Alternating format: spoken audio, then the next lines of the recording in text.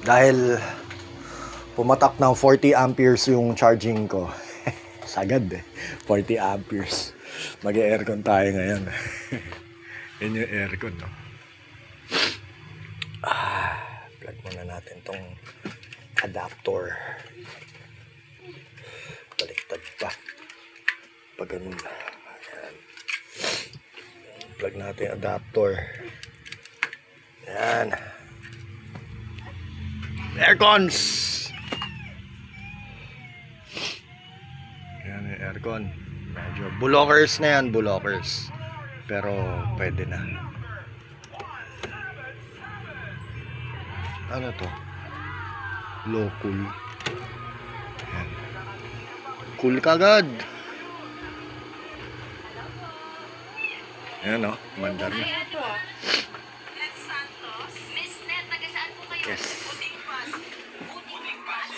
Oh, aircon on solar. Tapos check.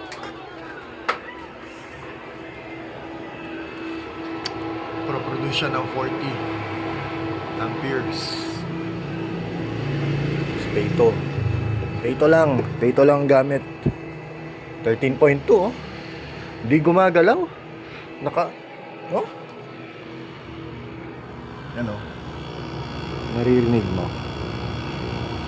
Nag-on yung compressor, di ba?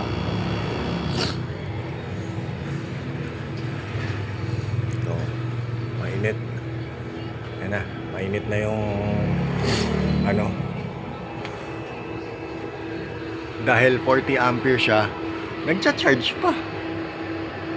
Oh, maandar na yung aircon, nagcha-charge pa. Oh, ganyan siya kalakas. Oh, di ba? So, aircon muna tayo today. Kasi malakas yung harvest 40 oh. Partida na kung yung LG 60 ampere pa to, mas malakas pa sana. Kaya gusto ko magpalit nahihinaan pa ako dito. Oh, peto lang yan. Yan oh. Charging. 15 amperes ang charging niya sa battery. Gumagamit ng aircon. Yan oh. Naandar sa aircon. Yan oh. Naandar sa aircon. Enjoy!